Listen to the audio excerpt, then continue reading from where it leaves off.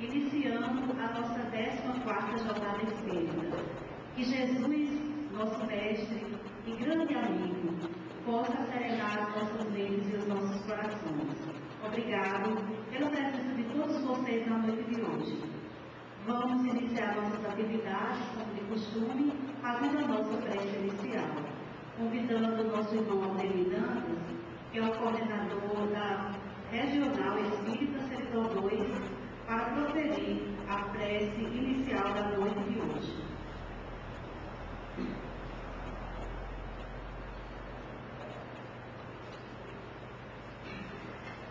Agradecidos a Deus pela vida e por mais essa oportunidade, agradecidos a todos vocês aqui presentes, para este rico momento de estudo, de reflexão em torno da consoladora doutrina de Jesus.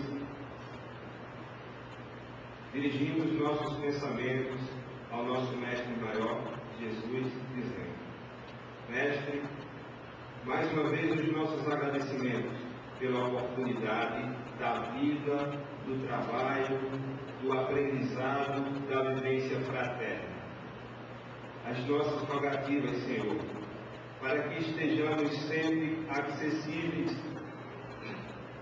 às boas intuições, às energias benéficas que nos chegam de Ti constantemente, através dos benfeitores espirituais que sempre nos assistem.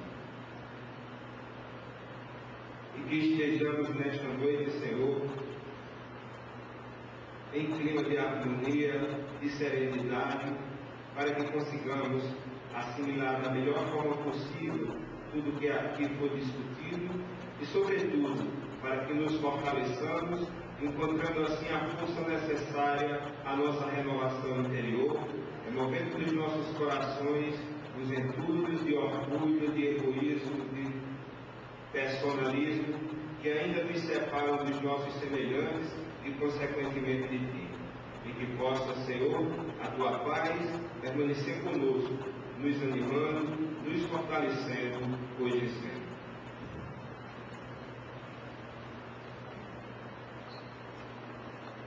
Agora, já todos revestidos pela prece, que nos tranquiliza a alma, nos põe em contato com os Espíritos de luz e com Deus, vamos rogar aos Espíritos superiores que aqui nos assistem, para que possam incluir o nosso irmão Igor Mateus na mensagem da noite de hoje, que será levada a todos nós. Vamos agora passar a palavra para o nosso irmão, para que ele possa proferir a palestra. E que Deus nos abençoe.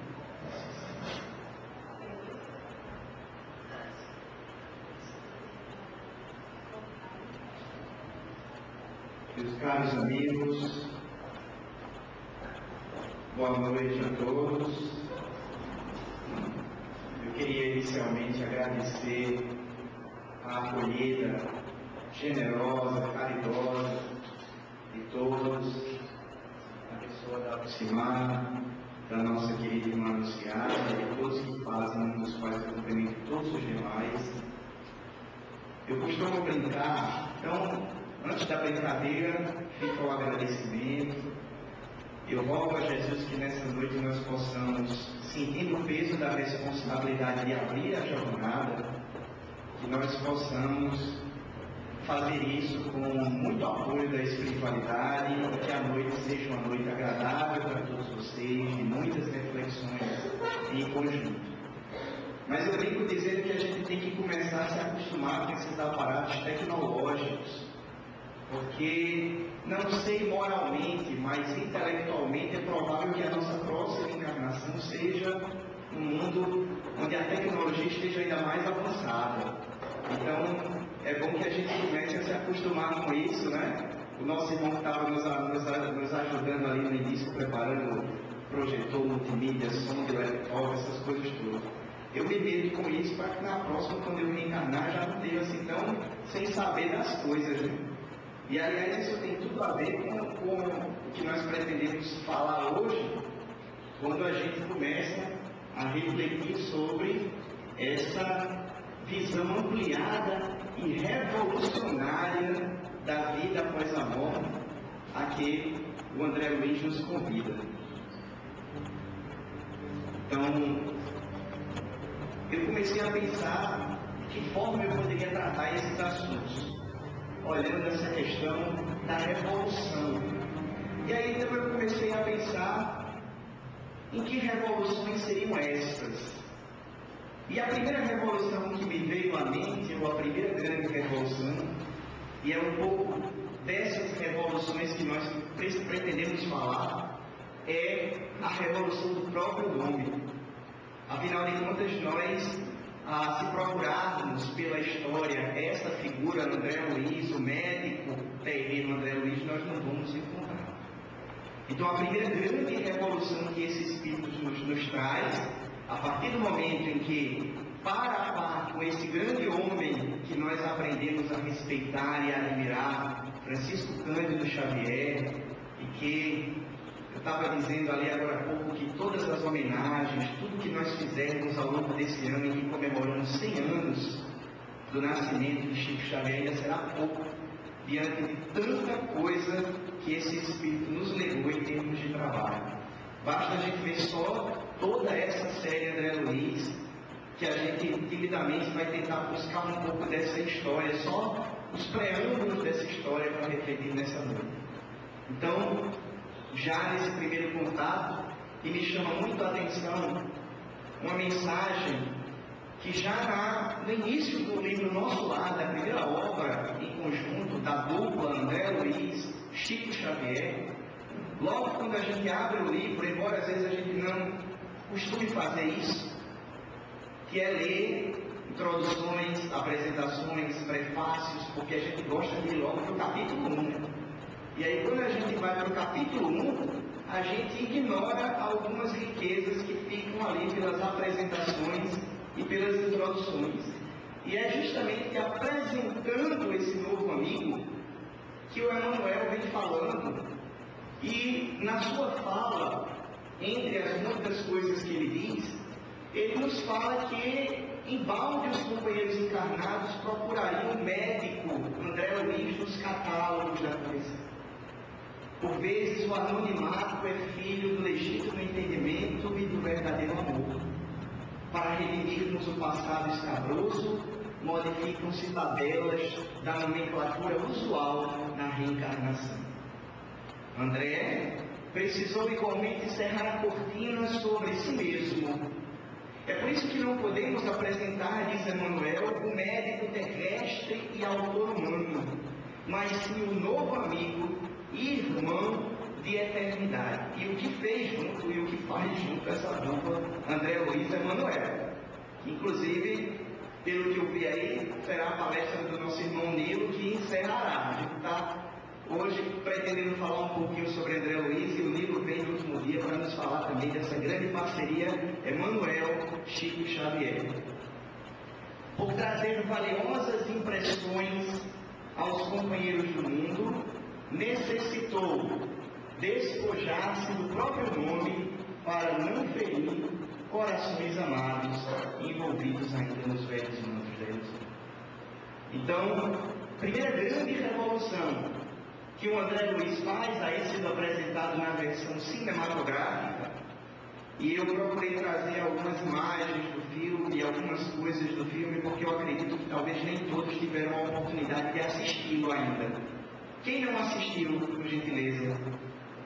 Então já está valendo a pena eu ter trazido esse material, para deixar um gostinho em vocês, não somente de revisitar, principalmente, além da série André Luiz, da obra Nosso Lar, assistir o filme que logo deve estar saindo aí em DVD, para que a gente possa, no conforto da nossa casa, ou quem sabe até fazer uma reunião, reunindo companheiros, assistir esse momento que eu considero extremamente profícuo, em que a gente está tendo espiritismo nas telas de cinema, com ampla divulgação nacional, até onde eu vi mais de 3,5 milhões de espectadores foram às salas de cinema para prestigiar a saga desse nosso amigo agora, André Luiz.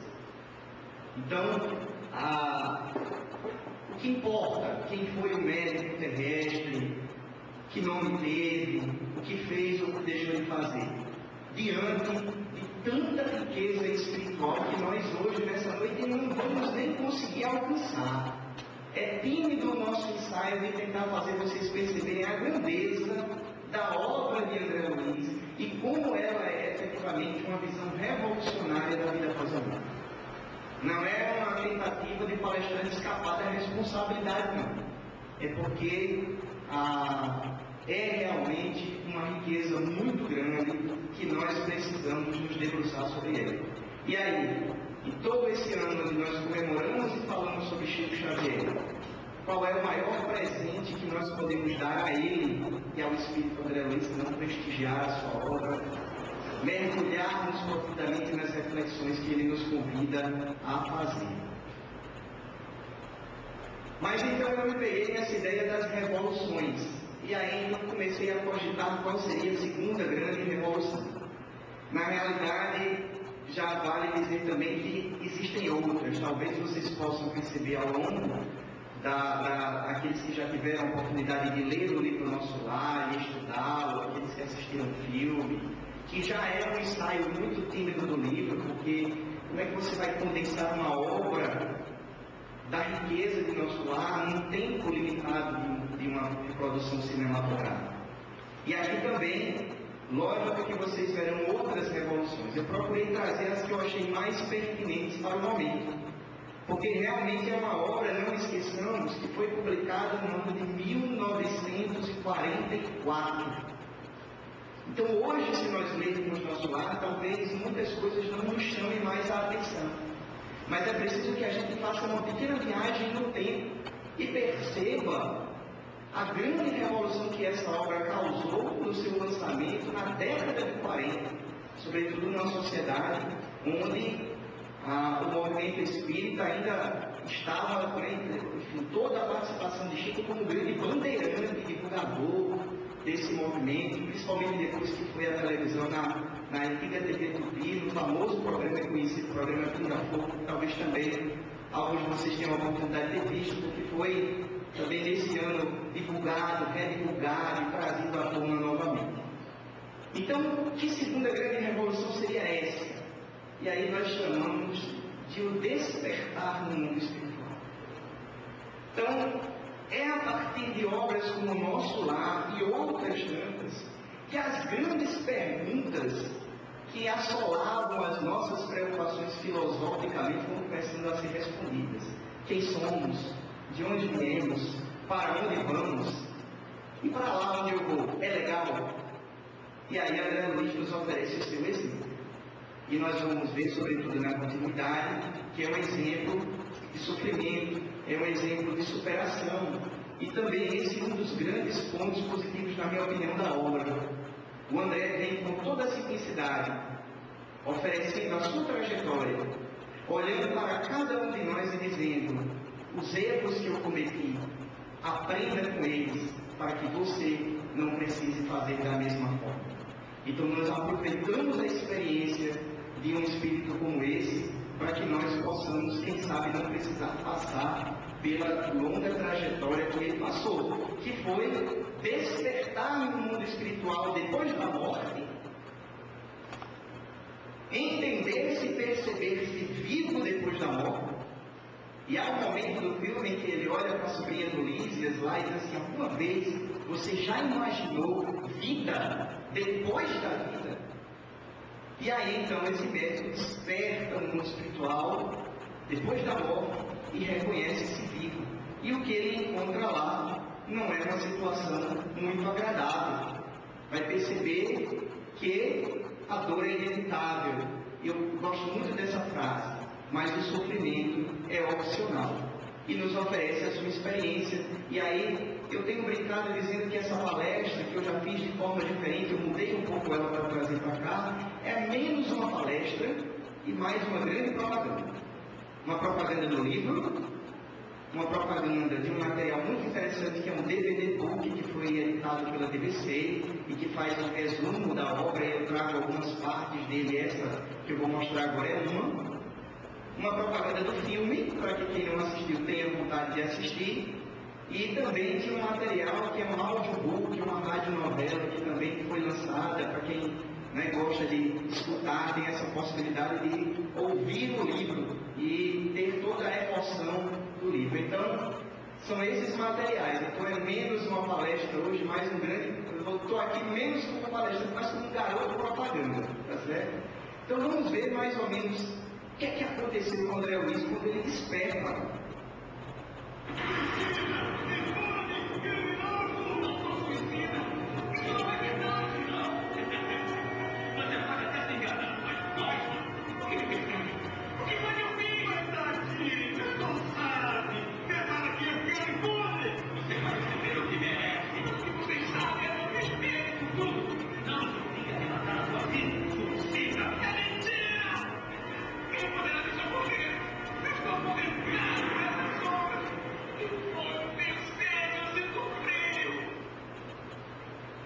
Então essa grande revolução, essa segunda grande revolução é mostrar que dependendo das nossas atitudes, dos nossos equívocos, dos erros que nós cometemos, nós podemos despertar no mundo espiritual em uma condição difícil.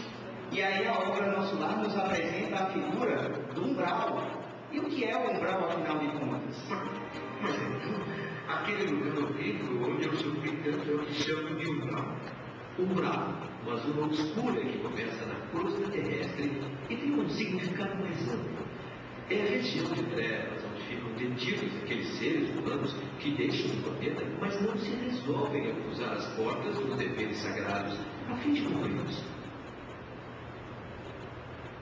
E aí eu gosto muito de desmistificar essa ideia, porque às vezes algumas pessoas acabam resgatando toda aquela ideia antiga do inferno, a que nós estamos nos lançando a quantas e quantas experiências, e ver no umbral toda essa questão dificultosa.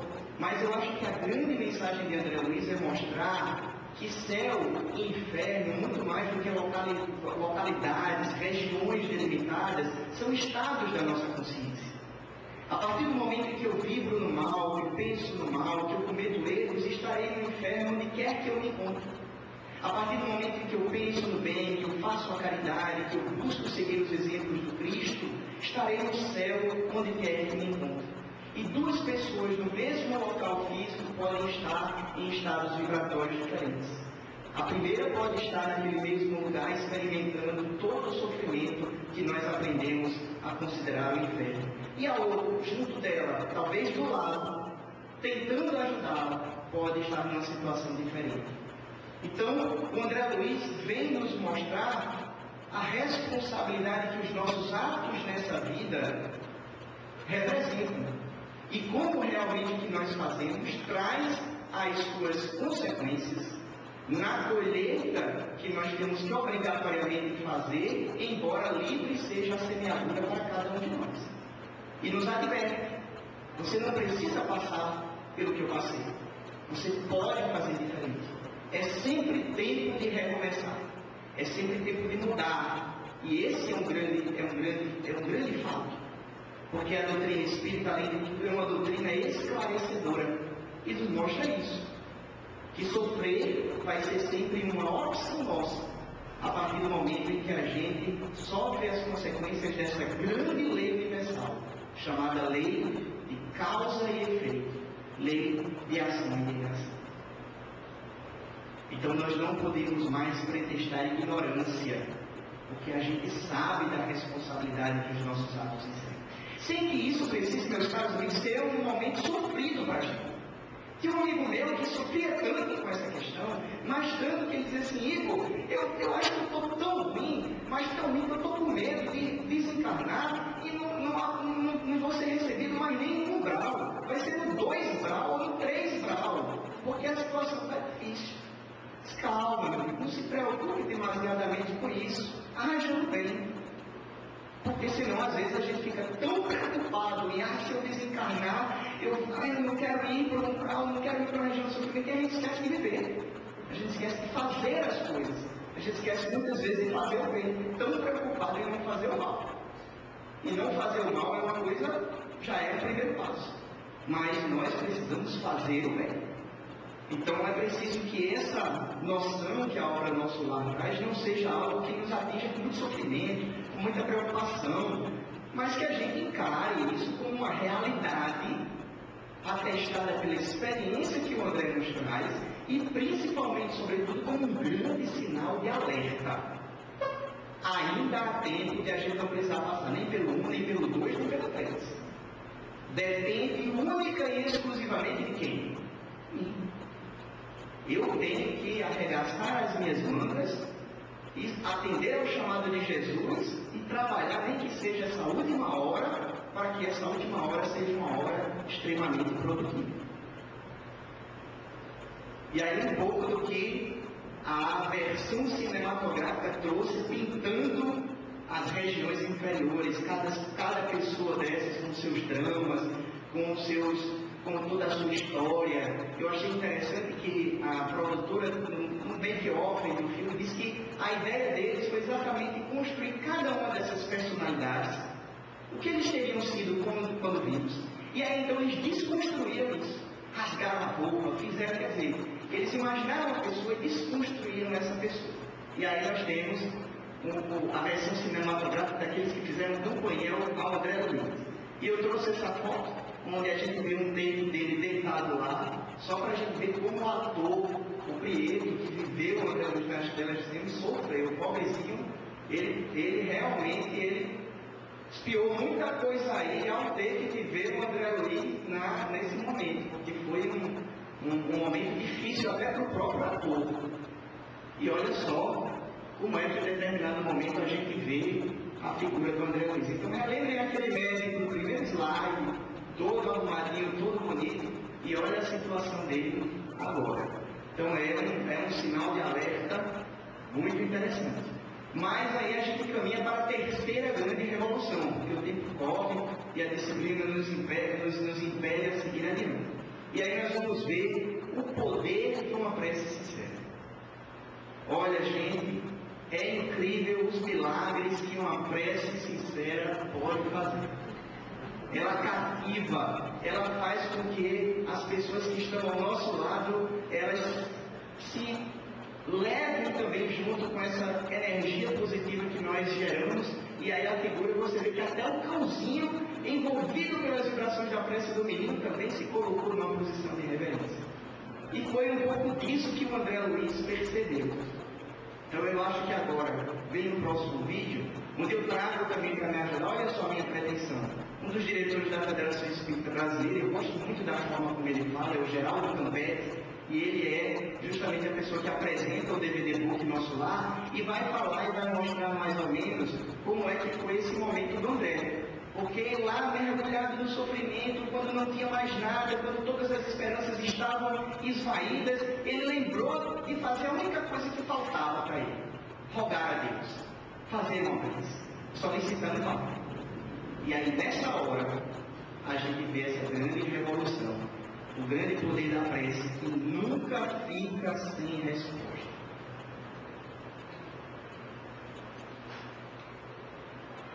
A partir daí, começa a fazer, segundo a sua narrativa, uma viagem para dentro de si. Reflete como tinha sido a sua vida. Lembra-se da esposa, dos filhos, sente saudades. Estava desconsolado, passando necessidades. Finalmente se lembra de fazer uma oração. E nesse momento vê diante de si a figura de um velho simpático que veio no seu socorro. Coragem, meu filho. O Senhor não me desampara. Quem é o Senhor? Um generoso emissário de Deus. Vai chamar de Clarence e só obedecer minha irmã mulher. Agora procure permanecer calmo e silencioso. Terá que repousar muito para reaver suas energias. Quando começa a ser transportado daquele ambiente de sombras, André Luiz vislumbra uma luz. A luz do sol já no fechamento do dia, ao entardecer. Começa a sentir uma nova atmosfera, se sente bem. Clarence, o amigo espiritual, comunica que ele seria conduzido para um ambiente de tratamento. Dessa maneira, ele é encaminhado para a cidade espiritual de Nosso Lar. Quando a colônia espiritual espiritual abre as suas portas para a entrada de André Luiz, ele sente uma surpresa muito agradável. Fica admirado diante das construções, dos prédios, do movimento, das ruas, das árvores. Era uma cidade como qualquer outra. É abrigado no hospital, onde é recebido com muito carinho e assistência. Mas a dúvida, a interrogação permanecia. Afinal de contas, suicida ele? Pois é, e essa é justamente a quarta grande revolução. Suicida? Eu? Não, mas eu não me suicidei. Eu me lembro dos muitos sofrimentos que eu passei no hospital.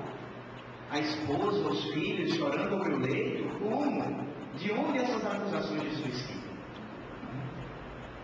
E aí então ele se depara com essa realidade e uma das grandes contribuições também da obra Nosso Lar, porque nos convida a refletir de uma forma diferente de abreviar a existência. O suicídio involuntário, refletido nos atos impensados, nos excessos da vida material, na satisfação dos prazeres, em detrimento do lado espiritual, em todos os excessos da vida material, que faz muitas vezes com que a gente desgaste demais o nosso organismo físico, trate de uma forma não muito bacana essa veste que tanto nos serve, através dela que nós evoluímos, e a gente não cuida dela direito. E aí quando chega do lado de lá, se depara com essa realidade. Você deveria ter ido mais além, mas não foi porque abusou desse presente que Deus te concedeu, que foi um pouco para que você pudesse viver a experiência material. Então foi isso que o André também aprendeu a duras vezes. O contato com a sua própria realidade. E perceber e, acima de tudo, nos advertir, para que nós tivéssemos cuidado, para que não precisássemos também ter esse mesmo diagnóstico e também talvez ter esse mesmo espanto. Suicida? Eu? E aí nós vemos então como foi pintado nos cinemas o momento em que André Luiz vai sendo recolhido aí por Clarencio. Clarencio vai ali abrir os portões de Nosso Lar para que André Luiz possa ser acolhido pelo Lísias e pelo Tobias, no caso da versão do cinema. E aí então, nessa outra imagem, ele entrando aí pela colônia espiritual Nosso Lar, que é a quinta grande revolução. Uma verdadeira cidade no mundo espiritual. Mas como? Como é isso? E aí o André começa a ver árvores, construções, toda uma organização. E é realmente a partir dessa obra e outras que vieram que a gente começa a ter contato com essas colônias espirituais, com as cidades do mundo espiritual, e percebemos toda a amplidão do que Jesus há 2000 anos queria dizer e a gente não quis entender quando ele disse: há muitas moradas na casa do meu Pai. E aí também um pouco de como o cinema pintou o Nosso Lar. Nós não vamos entrar aqui no aprofundamento dos ministérios, de como é dividida a colônia. Eu vou deixar esse gostinho de dúvida para quem ainda tenha, porque vá ao Nosso Lar. E aqueles que leram também, façam isso novamente, resgatem esse conteúdo. Eu sempre digo isso, não é demérito ler um livro pela segunda vez, muito pelo contrário. Lá na semana passada em Caicó, a gente estava falando mais ou menos das etapas que nós passamos quando visitamos uma obra. Eu classifico basicamente em 3. A primeira é que a gente acha que lê, mas não leu, a gente devorou o livro. Porque a gente pega o livro, a gente não come, a gente não dorme, enquanto a gente não acaba, a gente não sossega. E aí lê o livro rapidamente, quer dizer, lê não, a gente devora as páginas, mas muita coisa passa. Depois a gente volta uma segunda vez para ler. Quando a gente lê, a gente faz, meu Deus do céu, esse capítulo, nem lembro. Tinha isso mesmo no livro? Poxa, que espanto. Porque passou pela primeira vez. E aí depois a gente é convidado a voltar uma terceira vez àquela obra para estudar. Que é diferente do livro. Meditar profundamente sobre cada capítulo, fazer as referências, buscar outras obras para ampliar aquele livro. Então não é demérito. Mas eu já li o livro Nosso Lar. Leia novamente. Até porque a segunda vez que a gente lê um livro não é mais a mesma pessoa, é outra também. Porque nesse meio tempo a gente aprendeu, a gente leu outras está mais maduro, talvez, para compreender e entender determinadas coisas que na primeira leitura a gente não conseguiu compreender. Então, isso também se destina àqueles que podem estar pensando assim, mas esse convite de ler, olha, para mim, eu já li. Será que vale a pena dar uma revisitada novamente no livro? Fica aí a revolução. A revolução não, a orientação. E aí vamos para a próxima revolução. E aí a sexta grande revolução que eu procurei trazer é exatamente essa questão do título, porque nós vamos ver o médico da terra querendo trabalhar no mundo espiritual. Porque ele é recolhido, ele é esclarecido sobre a sua realidade, de suicídio involuntário, ele vai começando a compreender as coisas, e aí naturalmente depois de ser tão auxiliado, tão ajudado, de ter o carinho ali do Lízias, do Clarencio, em determinado momento ele se reconhece no hospital, e aí ele começa a ter vontade de trabalhar, de ajudar, de retribuir, de fazer alguma coisa em benefício do mundo que ele recebeu. Só que aí engana-se ele, porque no primeiro momento ele queria talvez exercer a sua profissão, afinal de contas ele também tinha sido médico na terra, e recebe um veredito que não é muito assim animador para ele no primeiro momento, mas que tem o seu consolo na seguida, quando o próprio Clarencio me dizia, olha André, por enquanto não dá para você ser médico não. Será que você não percebeu que a medicina daqui é diferente? É ampliada. Você mesmo não teve espanto ao ver os procedimentos, as formas de se atender. Embora você se reconhecesse no hospital, esse hospital é muito diferente do hospital que você conhecia. Como você quer trabalhar como médico? Primeiro você precisa ser aprendiz. Vai começar a trabalhar, a observar, e aí nós vamos ver mais à frente em que o médico da terra se transforma. Então, compreendo a lição, meu generoso benfeitor, e só posso me curvar diante de tantas evidências.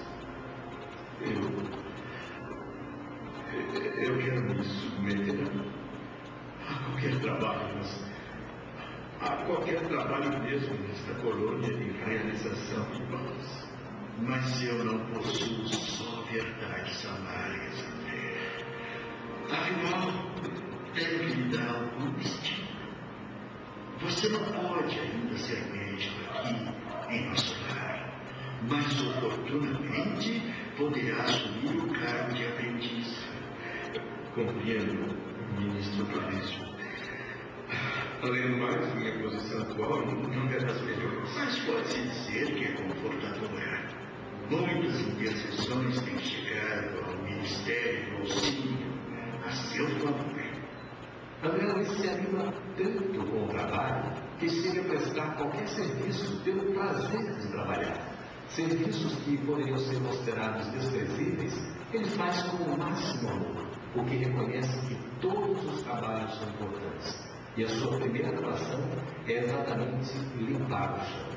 Com toda a humildade, com toda a disciplina, com a vontade de colaborar, o médico da terra se transforma então em faxineiro do espaço. O médico da terra se transforma em faxineiro do espaço. E o convite para que vocês peguem nosso lar e leiam o final desse capítulo. A emoção do Espírito André Luiz de sentir-se útil, ele que havia sido médico, na tarefa mais simples de varrer aquelas energias menos qualificadas que emanavam dos espíritos que estavam em condição ainda mais difícil já quando ele estava nas câmaras retificadoras. Mas ele colocando ali a alegria de servir, tendo a lição da humildade, percebendo que o título da terra não vale nada diante do título espiritual. O primeiro precisa necessariamente vir acompanhado do segundo para que tenha valor. Então nós temos aí um dos momentos do filme onde justamente nós temos os trabalhadores no que foi pintado como sendo as câmaras retificadoras, observando a mensagem do governador espiritual de nosso lar. E aí nós caminhamos então para a sétima grande revolução, que eu chamei de a cada um segundo as suas obras, porque é o momento em que o nosso lar vai nos falar de uma coisa meio estranha também para a gente. revolucionária, meio diferente, ainda muitas vezes mal compreendida no movimento espírita, que é a questão do bônus hora, que nada mais é do que o reconhecimento da hora trabalhada, da dedicação feita, o retorno que se tem quando se trabalha de uma forma muito natural, mas que às vezes no movimento espírita a gente vai entendendo de uma forma meio equivocada. Aí já tem pessoas contando os bônus hora aqui mesmo.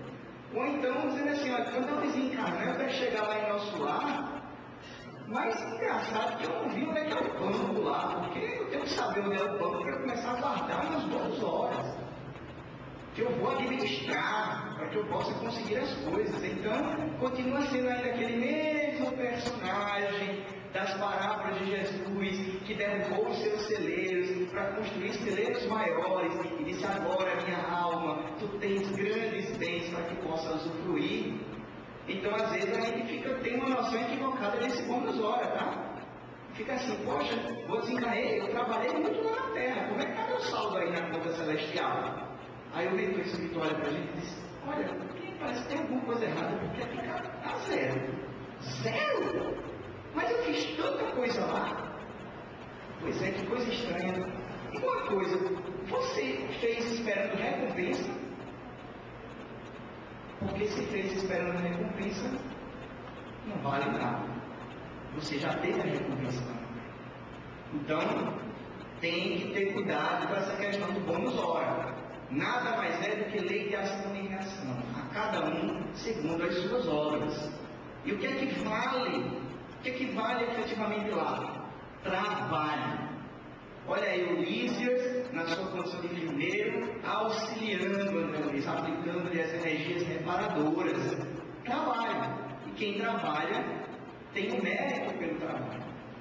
Sobretudo quando faz isso desinteressadamente, com o fim de ajudar, com o fim de atender esses corações, sabendo que muitas vezes ele também, talvez, teve a necessidade de ser ajudado. Essa é a regra. Então vamos ter cuidado com essa questão de fazer esperando o retorno, porque aí, quando a gente pensa que o retorno está, chega lá, o saldo está zerado. E não tem banco lá, nem caderneta de poupança no mundo espiritual, não, para a gente guardar os bônus hora, tá certo? Oitava grande revolução, já se encaminhando para o final da nossa apresentação. Estou ali olhando o reloginho, que é o nosso disciplinador. Eu vou pedir para o pessoal só mais 5 minutinhos para a gente fechar e depois abrir ainda mais alguns minutos para que vocês possam perguntar, já dizendo que, se eu não souber responder, eu vou pedir ajuda aí aos universitários, tá certo? Mas, o que é isso? Então, em alguns momentos, o André Luiz se surpreendia com a tecnologia do mundo espiritual.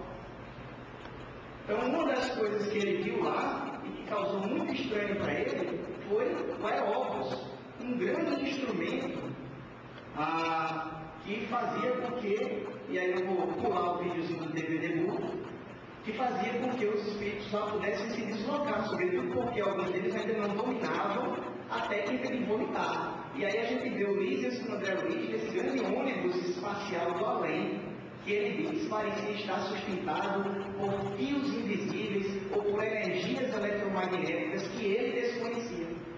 Justamente mostrando uma outra grande revolução da obra, que é essa questão da antecipação científica, de mostrar para a gente a questão da tecnologia do mundo espiritual. Muito me chama a atenção no filme a hora em que o Emmanuel, que estava presente na versão do filme, chega para o André e ele vai ter a oportunidade de começar a escrever, e ele olha para ele e diz assim, você quer a tecnologia do passado ou a tecnologia do futuro? A tecnologia do passado era lápis e papel, a tecnologia do futuro era um laptop, era um computador para que ele pudesse ir lá digitando as suas observações. Ele preferiu a do passado. Então, a gente vê toda essa questão e principalmente quando a gente observa a lenda de 1944. Aí eu trouxe uma outra imagem interessante. Eu estava até um dia desse comprando um presente em uma das lojas, e aí a gente viu essas televisões 3D, e aí tinha um rapaz com óculos lá, e olha, ele podia estar vivendo uma experiência emocionante para ele, mas para mim, olhando de fora, julguei, ainda eu sou um espírito perfeito, parecia um doido. E ele fazia assim, se mexia e tudo, e era uma coisa impressionante. essa questão do 3D. A gente fica assim, poxa, que maravilha a tecnologia do ano de 2010.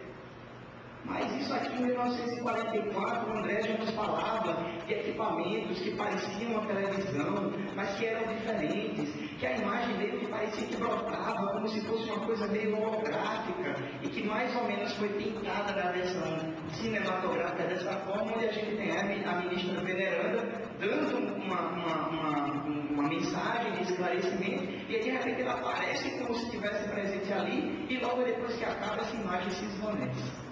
Isso é só assim, um postinho de todo o desenvolvimento tecnológico, que nós sabemos que no mundo espiritual dá de 10 a 0. A gente pensa que lá é uma cópia daqui, mas na realidade aqui é uma cópia daqui. Quando a gente descobre uma coisa aqui, nada mais é do que a gente buscando as intuições muitas vezes do que nós podemos ver nas nossas jornadas pelo mundo espiritual. Nona grande revolução: espírito também tem direito a lazer. E aí nós vamos encontrar lá o Bosque das Águas. E aí no Bosque das Águas eu também vou passar o vídeo e deixar uma imagem do André. É um lugar justamente onde os espíritos podem ir lá descansar, onde os casais que vão reencarnar juntos fazem as suas juras de amor. Olha só que coisa bonita. Prometem que quando se encontrarem lá na Terra irão se amar, irão se respeitar, onde eles podem desfrutar de momentos de lazer em contato com a natureza, com as suaves energias da natureza, que a gente vê aí o André passando por esse momento aí também, como foi pintado nas telas de cinema aí lá no nosso conhecido Bosque das Águas. Também vale a leitura. Essa parte do livro nosso lá é poética. A forma como o André Luiz descreve esse local. O grande rio, com toda a sua grande importância, até nos processos de alimentação da colônia. E aí, nós chegamos na 10ª grande revolução. Aprendendo a amar. Então a gente vai dar um salto, vai pular muitas coisas que só na obra do Nosso Lar o André experimentou, e vai dar um salto para um momento já no final do livro, onde ele volta para casa, que era um desejo dele. Ele trabalha, se dedica e consegue ter o mérito de retornar ao lar. Mas quando ele chegar lá, ele encontra um lar diferente. Ele encontra principalmente a esposa dele, que esposou o segundo marido, o que causa para ele um momento de choque, que na tela de cinema também foi magistralmente pintada. Nesse momento ele baixa o padrão, automaticamente ele volta para a região inferior do corpo. Aí ele percebe o valor da sintonia, dá as costas para todo aquele sofrimento que representa para ele o seu passado, e volta para a casa dele, agora para ajudar aquele homem que ele reconhece depois é o provedor agora da sua família. É quem está protegendo a sua esposa, os seus filhos, e passa a se dedicar a esse homem que ele vai encontrar numa situação de enfermidade, dedicando a ele o melhor da sua atenção e ajudando aquele que seria o seu rival, entendendo agora que o amor ele é algo muito maior do que a posse, que o amor ele é um sentimento muito maior do que o apego que a gente ainda está acostumado nesse mundo. E ajuda ao Ernesto, que é esse personagem, o segundo marido da sua esposa, que se recupera. E aí retorna então depois desse momento para nosso lar, onde lá é recebido pelos mentores, e aí a parte mais emocionante do livro, quando Clarencio olha para o André Luiz e diz: André, até esse momento você era considerado um aprendiz, um estagiário, mas a partir desse momento você pode se considerar cidadão de nosso lar. Vejam que coisa maravilhosa. Quando acontece essa 10ª grande revolução, que é a maior revolução que nós precisamos fazer, meus caros amigos, nas nossas vidas, aprender a amar. Esse amor que o Cristo nos fez alusão, esse amor que nós devemos estender sobretudo àqueles que não nos amam, aqueles que nós nem conhecemos. O amor incondicional, a grande energia mantenedora do universo, a nossa grande certeza, a nossa grande fatalidade. Porque se nós podemos ter uma certeza, é que um dia nós amaremos esse amor que o Cristo dedicou a cada um de nós. Pode demorar, mas nós chegaremos lá no que o nosso amigo cantou muito bem, porque eu digo que a música muitas vezes vale mais do que 1000 palavras. Um dia, todos nós seremos anjos. Então eu gostaria de pular algumas coisas, já que o tempo corre, e aí depois eu vou deixar um local onde vocês vão poder baixar a apresentação e dar uma olhada em todas as coisas. Lembrando que isso é só o começo, olha, toda a série que começa com o nosso lar, que nós podemos nos debruçar sobre ela. Nosso lar, os mensageiros, obreiros da vida eterna, um mundo maior, e por aí vai, até que a vida continua.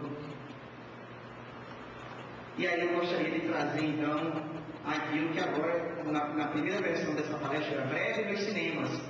Agora já saiu dos cinemas, breve numa locadora perto de você.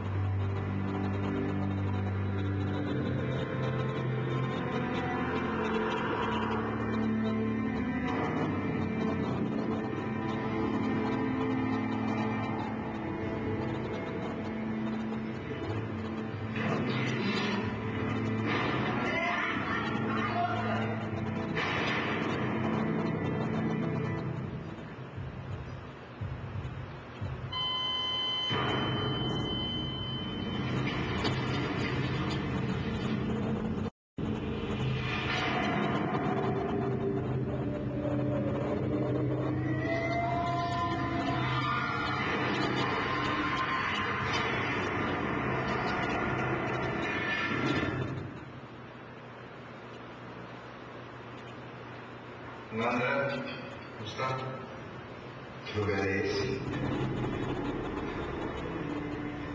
Quem são vocês? O que aconteceu aqui comigo? Todas as suas perguntas vão ser respondidas no tempo que eu vivo. E isso precisa de explicações. A vida na Terra é uma própria pequena, mas tudo aqui tem um porquê e eu preciso de que você vai ver. Como posso mandar uma mensagem para a minha família? Preciso de Deus. Como ele era um homem bom, não tinha tempo pra gente. Uma bebê que alcance minha alma e nossa alma se volta a viver. Não vou esperar 11 anos para recomprar. Somos fora do nosso.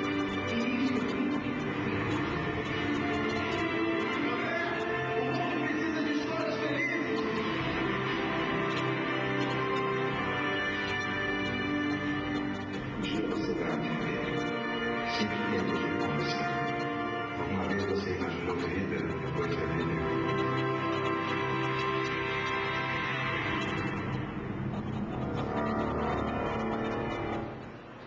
Alguma vez vocês imaginaram vida depois da vida? Então, meus queridos amigos, muita paz. Aqui nós temos o nosso blog, onde a gente deixa todos esses materiais disponíveis para que vocês possam visitar, dar uma olhada, fazer o download. Deixa eu parar a música aqui. E eu queria mais uma vez, antes de a gente ainda fazer um momento de perguntas e respostas, agradecer a acolhida, pedir desculpas se de repente a gente talvez não correspondeu às expectativas, mas trouxemos aqui com muito carinho essa ideia de tentar deixar um gostinho aí de como é importante a gente se debruçar sobre a obra do Chico. Então, obrigado pelo carinho, pela acolhida. Espero que nós possamos nos encontrar ainda muitas vezes, mas acima de tudo, eu lembro, para terminar essa minha primeira fala, da frase do Tobias lá para o André. André, o mundo precisa de histórias felizes. Façamos essas histórias felizes nas nossas vidas, nos ajudando, amando e nos tornando pessoas cada vez melhores. Nós temos uma maravilhosa doutrina que colabora muito para que nós possamos fazer essas histórias felizes nas nossas vidas, todos juntos de mãos dadas. Muita paz e que Jesus nos abençoe.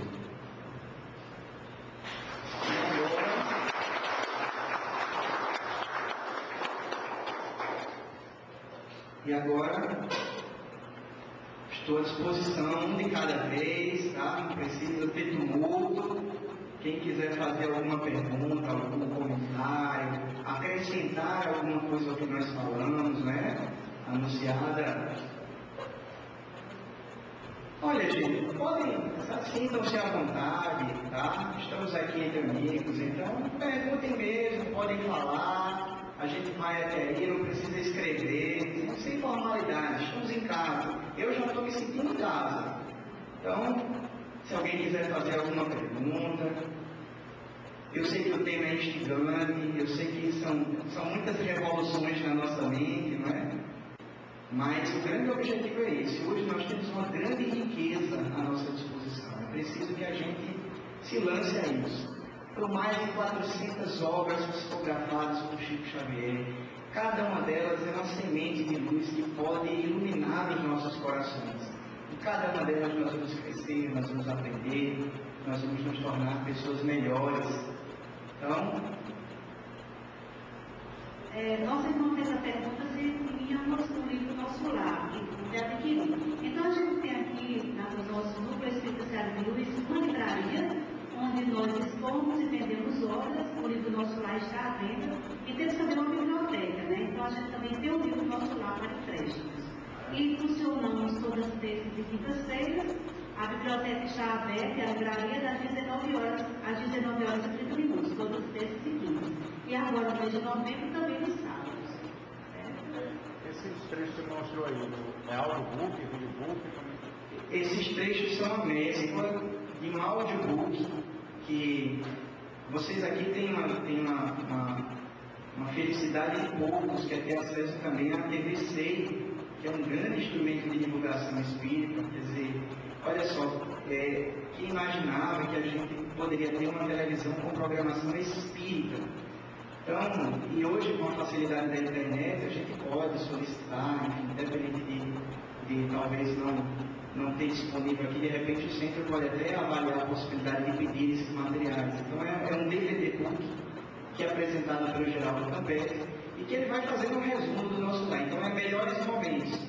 E aí também tem o audiobook, que é um livro todinho no formato de radionovela, onde a gente vê aquela cena do André Umbral, é exatamente um trecho do audiobook, que está também no DVD book. Então as coisas meio que se misturam, mas...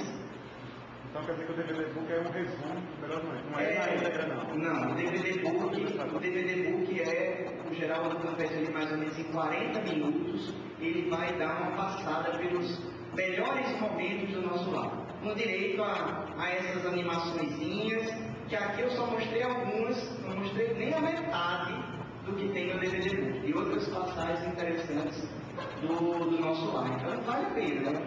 É um material que, se a gente puder, é interessante adquirir. Que vez ou outra está tendo até, sendo transmitido pela TVC. Outro dia mesmo estava passando aí, no domingo, não me lembro, estava passando todo esse material novamente. Igual a gente tem aqui a primeira pergunta. Eita danado! Como podemos crer que toda a obra de Chico Xavier tem fundamento? E crer, por quê? Bom, primeiro, é um grande convite, tá? É um grande convite à reflexão. Nós estávamos ali, no início, antes da nossa apresentação, conversando com o pessoal da TV do Cabo, né? E estávamos ali na exposição do Chico, e percebamos que já seria um fato extraordinário, um autor humano, convencional, digamos assim, escrever mais de 400 livros. Agora imagine uma figura como a figura de Chico Xavier, psicografar todas essas obras. Mesmo que a gente não quisesse dar o benefício da dúvida sobre a realidade da interferência de um ser espiritual e o Chico Xavier como um grande intermediário entre os dois mundos, no máximo já seria um fato incrível escrever esses 400 livros. Quando nós nos debruçamos sobre essas 400 obras, nós vemos o grande teor filosófico, científico e moral, religioso, que está presente em toda essa amplidão literária, digamos assim, que o Chico e a espiritualidade através do Chico nos levou. Livros, inclusive, muito distintos. E o primeiro deles já foi a grande quebra de paradigma, Parnaso de Além do Muro, primeira obra psicografada, onde você tem os poetas já mortos retornando ao cenário da Terra e trazendo as suas mensagens.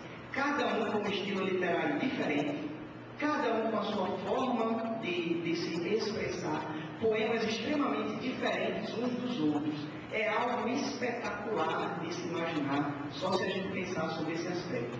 Esse primeiro livro, inclusive, tema de muitas teses de mestrado e doutorado, onde os acadêmicos poderão analisar as obras e ver, realmente, é Augusto dos Anjos. Tem todas as características de Augusto. A gente pode acreditar que a imitação talvez seja o caminho mais fácil. Talvez seja a nossa tentativa de ainda não aceitar o óbvio. Mas a grande posição do Espiritismo é uma posição de convite. Nós não estamos querendo fazer com que, no que o ditado popular se dizia antigamente, fazer com que ninguém acredite, entre no céu à força. É um convite. Analisemos, busquemos ver toda essa obra de Chico Xavier, que a gente, no mínimo, a gente vai ter que dar o benefício da dúvida. Sem falar do homem, que estava realmente, além de tudo, trazendo todo o seu exemplo. Além de tudo, Chico Xavier trouxe o exemplo. Então, quando nós conhecemos o homem, a figura humana, o homem que foi capaz de fazer o bem, a gente também começa a dar ainda mais o benefício da vida. E mais, a gente pode não acreditar. Eu não sei quem assistiu aqui o filme de Bezerra de Menezes. Tem uma etapa do filme de Bezerra de Menezes, e que já é me encaminhando para fazer a ponta e responder a segunda, que é crer. Por quê? Para quê? E aí chega um momento em que o materialista vai desafiar Bezerra de Menezes para um debate. E aí o Bezerra, então, e quem tiver agora, o filme de Bezerra de Menezes tem a disposição aí mais fácil, né? O Bezerra se levanta e de uma forma magistral vem dizendo, eu aceito. Desde que o materialismo me traga uma pessoa que estava aflita, sobrecarregada, em depressão, e o materialismo fez com que essa pessoa se tornasse uma pessoa melhor. Uma mãe que perdeu um filho seu, bem tenra idade, e que está sofrendo, e que o materialismo resgatou essa mãe e consolou, secou as suas lágrimas. Uma pessoa que estava pensando em tirar a sua própria vida, suicidar-se, e que por ler a doutrina materialista desistiu da ideia. Traga pelo menos uma pessoa, e eu aceito o convite para o debate. O Espiritismo tem todo esse caráter de consolador, de acalmar os nossos corações, porque ele nos transforma em pessoas melhores, porque ele faz com que nós sejamos mais do que simplesmente um corpo, mais do que simplesmente um amontoado de células, mais do que simplesmente um coração que bate, uma mente que fala. Nós passamos a ser seres imortais. E queiramos nós ou não, no fundo do nosso íntimo, a pergunta continua: quem sou? Para onde vou? E quando eu chegar lá, o que será? Então, crer para que nós possamos entender o que nós efetivamente somos e para que nós possamos ter a dimensão do grande potencial que todos nós temos de nos amarmos, de nos tornarmos pessoas melhores. Crer para viver melhor a vida. Crer para suportar melhor as dificuldades e compreender as desigualdades sociais. Crer para se sentir bem. Mas, acima de tudo, no que Emmanuel nos convida em determinada outra mensagem. Saber, ter a certeza. Não acreditar no Espírito. Porque o Igor veio aqui, fez uma palestra, eu gostei dele e eu vou acreditar no que ele falou. Raciocinar, pensar e ver que não pode ser diferente. Deus não nos criou simplesmente para 40, 50, 60, 70 anos e depois o nada. Nós temos que ser melhores do que isso, e nós somos. E talvez esse seja um dos grandes motivos de nós nos lançarmos profundamente na doutrina espírita. Para termos a consciência do grande potencial criador que cada um de nós representa. Do átomo ao arcanjo, um dia, volto a dizer, todos nós seremos nós. Eu não sei se eu mais enrolei do que respondi, mas é isso. E no mais é um encontro pessoal, tá, gente? Tá? Porque vejam bem, eu posso amigo, não acredito, não creio. Isso aí é balé. Aí a vida vai seguindo o seu curso. Em determinado momento o Igor tem aquele filho que ele ama muito, que era uma joia na sua vida, e a vida ceifa aquele ser. E aí de repente, ansioso muitas vezes pelo consolo, quem assistiu o filme do Chico Xavier viu isso muito claro, a Cristiane Torlone, vendo seu filho ali, encontrando em cada psicografia um consolo. E aí de repente aquele Espírito volta trazendo, mãezinha querida, falando determinados termos que só ele e a mãe conheciam, pequenos segredos que vão sendo revelados ao longo do tempo e que fazem com que eu não acredite, você não acredite, mas aquela mãe acredita profundamente pela experiência que vivenciou. A gente vai ter um próximo filme de Chico Xavier sendo lançado, eu acho que é As Mães de Chico, onde nós vamos ver mais claramente isso. Para aquela mãe que perde aquele filho e que tem ele de volta e que pode ver ele se comunicando, dando provas de que continua a existir, nós temos efetivamente muito mais do que simplesmente uma crença, mas é uma certeza íntima, inabalável. Mas isso é um encontro pessoal, é um encontro pessoal de cada um, não se impõe. Cada um de nós, em algum momento, vai ser levado a ter essa certeza. Mais cedo, mais tarde, vale a pena se debruçar sobre a obra, quem sabe a certeza não vem, não é? Não é isso. Eu acho que eu enrolei mais, mas tudo bem. Alguém tem mais alguma pergunta? Liga aqui. Pode falar. Boa noite. Boa noite. Eu tive a oportunidade de ler e assistir também no nosso lado. E é um filme assim forte, que tem muitas mudanças de paradigmas, né? É um choque para algumas pessoas muito materiais, não fortalecendo o lado espiritual, se choca um pouco. E é um filme assim muito forte, assim, que fala da humildade, como você falou, da força do trabalho e a força do amor, né? Que Deus quer assim, que a evolução de todos os espíritos, de todos nós, que seja esse caminho. E só assim, comentar um pouco do filme, né? E perguntar que, assim, para muitas pessoas, o que choca um pouco na doutrina espírita é a questão da reencarnação, né? Porque assim, não demais, o poder do amor, a existência de Deus, é mais ou menos que todos falam, né? Então, assim, eu queria saber se na história, se vocês têm algum relato, na história, a Igreja Católica chegou em algum momento a aceitar a reencarnação. Olha, reencarnação historicamente não é realmente uma invenção do espiritismo. Muitas civilizações se lançam na crença da reencarnação. Eu não vou mergulhar profundamente no seio da Igreja Católica, mas resgatar um pouco da figura de Jesus, que em determinado momento, olhando para aquele doutor da lei, de nome Nicodemos, disse para ele que era preciso nascer de novo.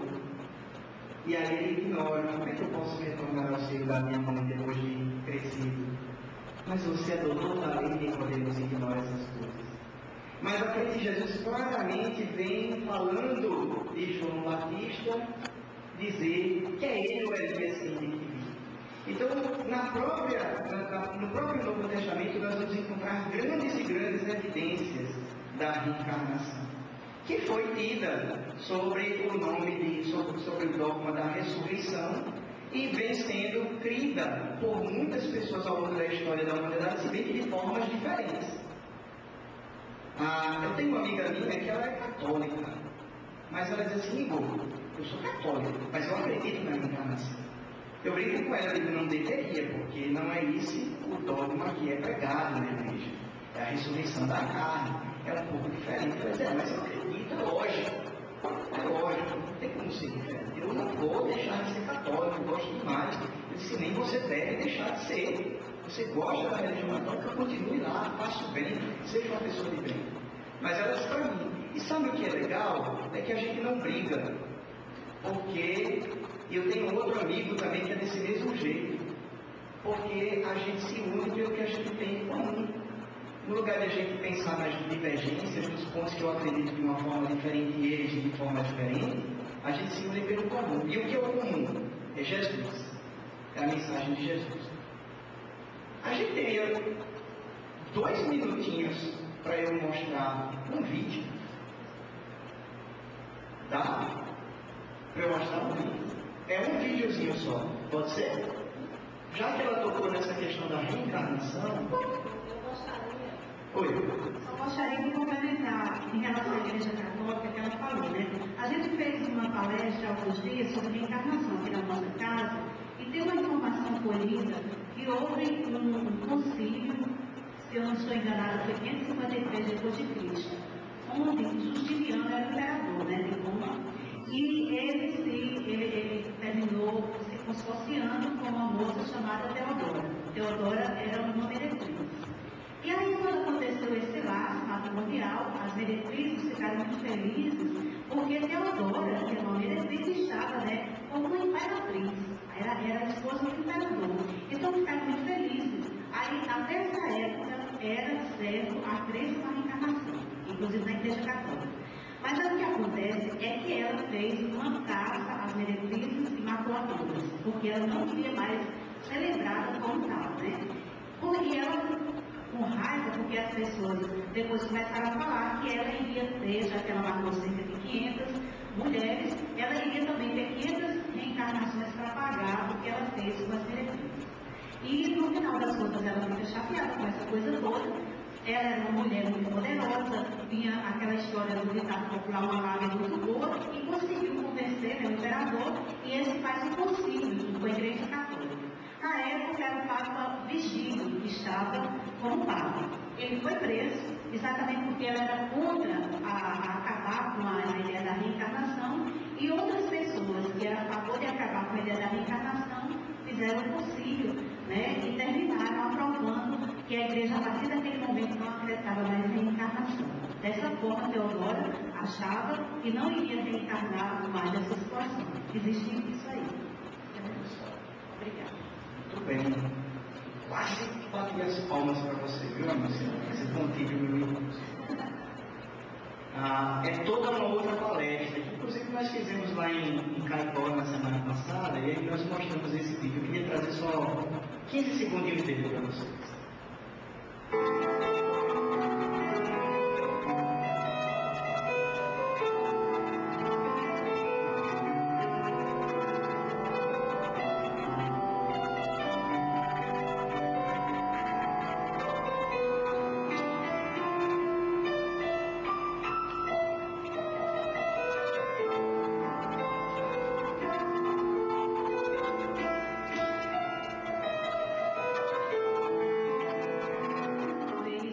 Vamos pedir para ele, amorosamente, que profira a prece final da noite. Mestre, irmão e amigo incondicional de todos os momentos da nossa vida. Agradecidos estamos, Senhor, por mais uma oportunidade que nos foi concedida de esclarecimento, de buscar a Tua presença, os Teus ensinamentos, revividos a partir da experiência desse Seu trabalhador, desses Seus trabalhadores queridos, Francisco Cândido Xavier, o Espírito André Luiz. Mergulhados nessas reflexões profundas da necessidade de instaurar a Tua mensagem nos nossos corações, querido Mestre, agradecemos o apoio do concurso da espiritualidade amiga em favor de cada um de nós e pedimos força, proteção e amparo para que nós possamos seguir adiante sempre, cada vez mais firmes e fortes na Tua direção. Sê conosco, Senhor querido, em todos os momentos da nossa vida e permite que, sob a Tua proteção, com o Teu amparo amoroso e o amparo amoroso, querido, dos nossos queridos benfeitores espirituais, possamos encerrar a nossa reunião nesta noite, devolvendo a palavra à nossa querida irmã que dirigiu os trabalhos, para que ela possa encerrá-los num clima de muita paz e harmonia em nossos corações. Nesse momento, encerramos nossas atividades com a permissão de Jesus e de Deus nosso Pai. E voltemos para os nossos lares com muita paz. Que Deus nos abençoe.